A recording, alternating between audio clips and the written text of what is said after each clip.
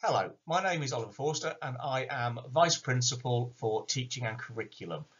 My role is to ensure that the options process runs smoothly and efficiently for all students this year. We want students, parents and carers to feel confident that they are making great choices for the future.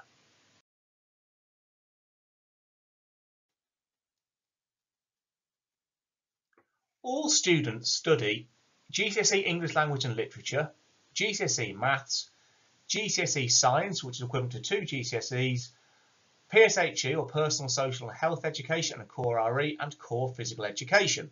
Through studying these subjects, students develop into well-rounded young people who can be successful and positive members of society. How much time is spent on them, of course, is a key question. Students study 5 hours of English Language and Literature per week, 4 hours of Maths, 5 hours of Science, 2 hours of PSHE and Core RE and 2 hours of Core Physical Education. Alongside the core subjects, our students study 3 option subjects. This allows them to personalise the curriculum to subjects which are useful to them for their future education and career ambitions, which they enjoy and which they are good at. It allows them, of course, to specialise and to enjoy studying them because they can concentrate more of their time on those subjects that they really enjoy. And it allows them to prepare for the next steps at 16 and at 18. What that allows students to do is to study 8 subjects in total.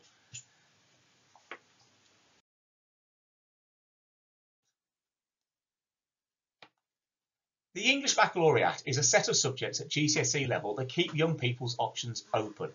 Studying the EBACC subjects at GCSE gives them access to a full range of education and employment options when they leave secondary school. They provide the broad knowledge that employers, colleges and universities are looking for. Students can study more than one EBACC qualification. To gain that full English Baccalaureate, students must achieve GCSE qualifications in English Language and Literature, Maths and GCSE Combined Science, which of course is worth 2 GCSEs. Also, they must obtain a GCSE in a modern foreign language and geography or history. At OIEA, we do not insist that all students study the full English Baccalaureate. Whilst it's a brilliant option for students who would like to study those subjects, it may not be of interest to all of our students. However, all students do study at least one EBACC subject out of French, geography, German, history or triple science. All of those are GCSEs, all of them are 100% exam based, and they are well respected qualifications amongst many education, training, employment providers. Vocational qualifications are practical qualifications that relate to a specific job or career sector. Unlike most GCSE subjects, which are assessed through exams only, vocational qualifications are examined through a combination of coursework and exams. If only doing GCSEs, students are likely to have between 21 and 23 exams over the 4 weeks in summer 2025. They would also have more exams during mock examination periods. Vocational subjects spread the load. However, more importantly, vocational qualifications are also very useful and interesting in themselves. Many courses at post-16 level, including A-levels and university courses, have coursework components. Through studying at least one vocational qualification in Key Stage 4, our students are given the opportunity to develop their organisational and study skills and self-management needed to succeed once they leave OIEA. Students can study more than one vocational qualification. Students can widen their experiences by opting for non-EBACC GCSE subjects. Many do have both exam and coursework elements. These subjects allow students to follow their interests, to develop skills, develop their knowledge and to think deeply and to challenge themselves. It's important to note that for creative subjects, a commitment outside of lesson time to practice, rehearse and complete coursework is essential.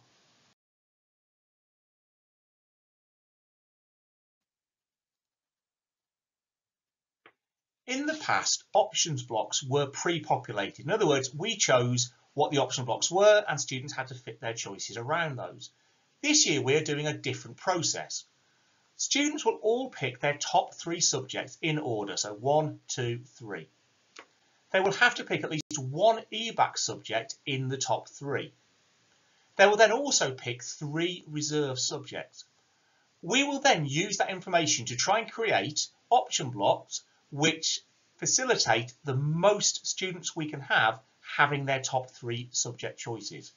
There are restrictions, so for example, we may only have 1 teacher in a subject and that may restrict the number of students who can do that subject, but we will try our best to make sure that everybody gets as many top choices as possible. Students will submit the form online by the 18th of April. We will be sending out a separate letter about this with the details of how to do it. Parents and carers will need to tick on that form to say that they agree with the options choices. It is important to note that every combination of subjects is not possible. This is because we may have 2 subjects in the same option block which are only taught in 1 block. This is simply because in some cases we can only simply put 1 class on because of the number of teachers that we have. However, in the past, and we'll try to do it this year, if there is great demand for a subject, we would try and put on an extra group.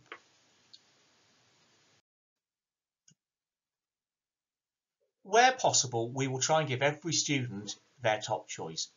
The only place where this is not possible is if we have a subject where it is oversubscribed by people who've all put it as their top choice.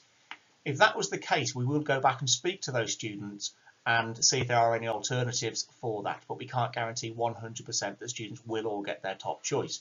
However, where students do not get a top choice, they will be prioritised to get their second and third choices. We are making sure that students get good advice and guidance on making those choices. We will also look, when giving that guidance, at attitude to learning in subjects.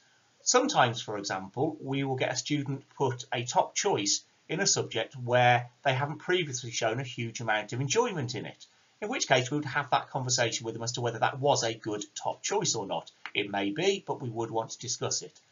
If we do end up making changes, we would always have that conversation with parents and carers before confirming that change.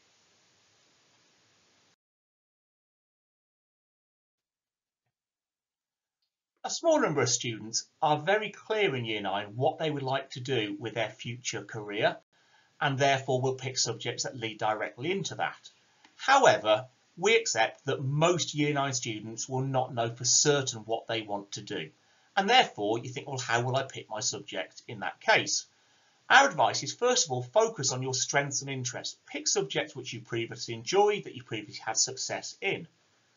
Do, however, think about your future plans. Even if, for example, you don't know exactly what job you want to do, you may have an idea about whether you might want to go to university or might want to go down the apprenticeship route. So you may go down more of the English Baccalaureate group of subjects, or you may go down the route of doing some more vocational subjects.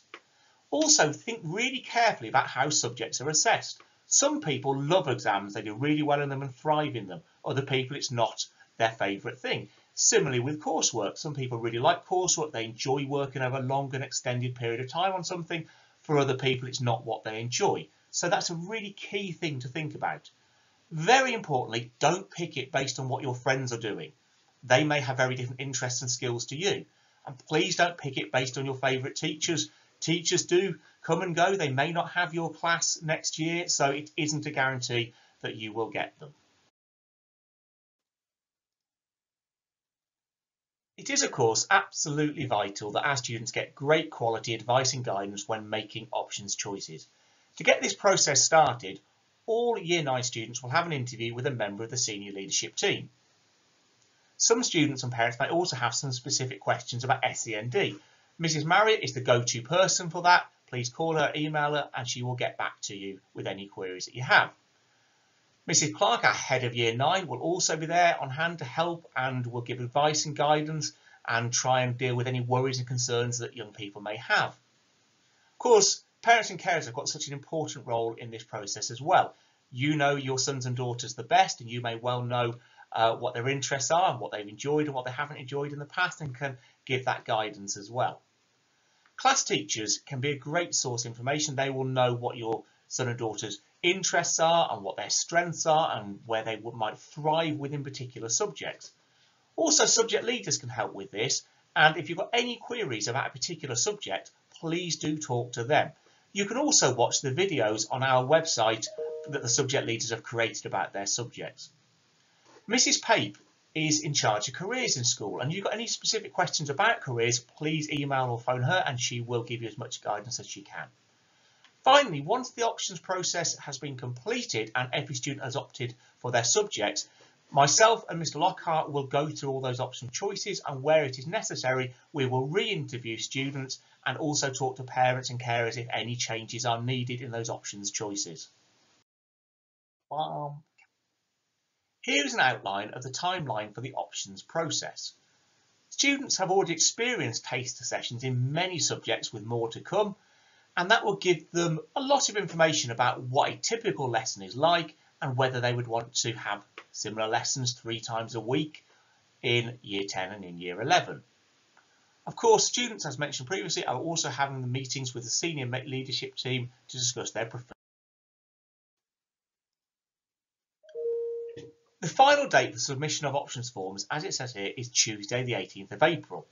It doesn't matter if you put your options form in on the 18th, the 16th, the 17th, we will look at all of them from the 19th onwards.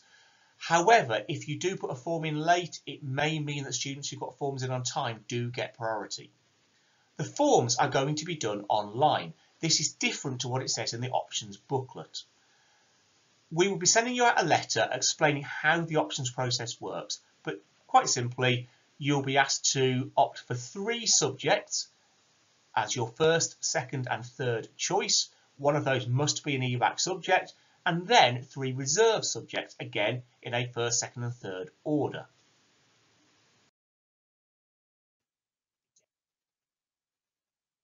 Once the options have been looked at, we may want to have a further meeting with some students to consider if there are any changes needed. Those meetings will be run by myself and by Mr. Lockhart. If there are any changes being considered to option subjects, parents and carers will be contacted and consulted before those changes are finalised.